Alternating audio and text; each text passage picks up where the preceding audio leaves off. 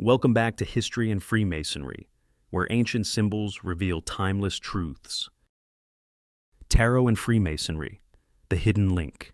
Part 1. The Universal Doctrine and the Secret Tradition. For centuries, the Tarot and Freemasonry have each been shrouded in mystery. One is a deck of strange, symbolic cards. The other, an ancient brotherhood of builders, real and spiritual. But what if these two traditions are not so separate? What if the tarot itself is the tracing board of an invisible lodge? In this story, we'll explore the lives of 5 remarkable thinkers, men who dared to draw the hidden connection between tarot and Freemasonry, and reveal what they believed about the ancient wisdom they shared. Our journey begins in 19th century Paris with a man named Alphonse Louis Constant, better known as Eliphas Lévi. Lévi was a mystic, a Catholic priest turned esotericist, and one of the founding fathers of modern occultism.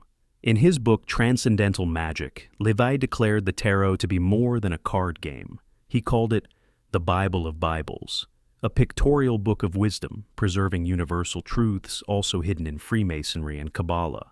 Although Lévi was never formally initiated into Freemasonry, he was fascinated by its moral philosophy and symbolism. He believed both tarot and Masonry taught the same path, a journey of moral refinement, spiritual awakening, and self-mastery, encoded in symbols like the compass, the square, the pillars, and the mysterious 22 cards of the major arcana. Lévi inspired a generation of seekers to look at tarot and Masonry as 2 branches of the same ancient tree. Half a century later in London, another seeker took up the quest, Arthur Edward Waite. Waite was a devout Christian, a mystic, and a Freemason, initiated in 1901. He also joined the Hermetic Order of the Golden Dawn and the Societas Rosicruciana in Anglia, both steeped in esoteric Masonry. Waite believed that beneath Masonry's degrees, beneath its rituals and symbols, lay what he called the secret tradition, a mystical Christianity hidden for centuries. And in tarot, he saw the same thing, a path of spiritual progress from ignorance to divine union. To make that path clearer, he collaborated with artist Pamela Coleman Smith to create the Rider-Waite Tarot, now the most famous tarot deck in the world. In his book, The Pictorial Key to the Tarot, he explained its symbols as steps on a spiritual journey, much like the degrees of a Masonic lodge. To Waite, tarot and Freemasonry were 2 ways to the same destination, the perfection of the soul. Part 2. The Inner Lodge and the Medieval Mirror. In the United States, another visionary took the stage, Manly Palmer Hall.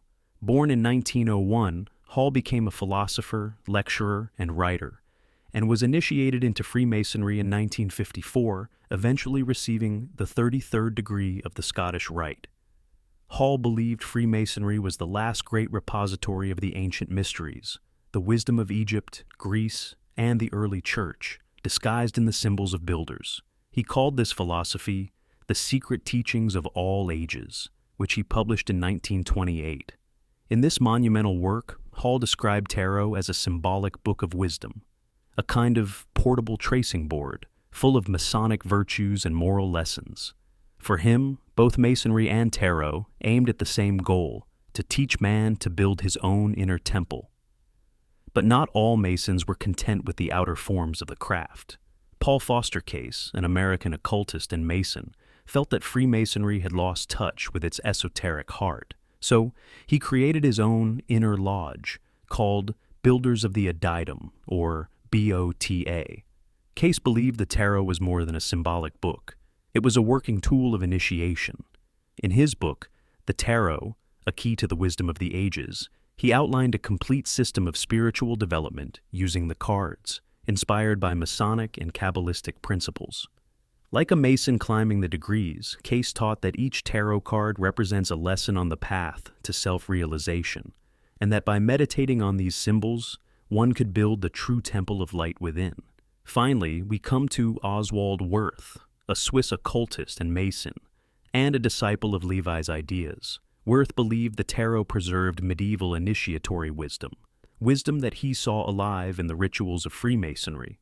He designed his own tarot deck, Le Tarot des Imagiers du Moyen Âge, to reflect what he believed was the original purpose of the cards, to act as a mirror of initiation, just like a Masonic tracing board reflects the moral journey of a brother. Wirth wrote extensively about Masonic symbolism and believed the tarot could help modern Masons recover the spiritual essence of their craft. What unites these five thinkers, Lévi, Waite, Hall, Case, and Wirth, is a belief that Freemasonry and tarot are two paths to the same light.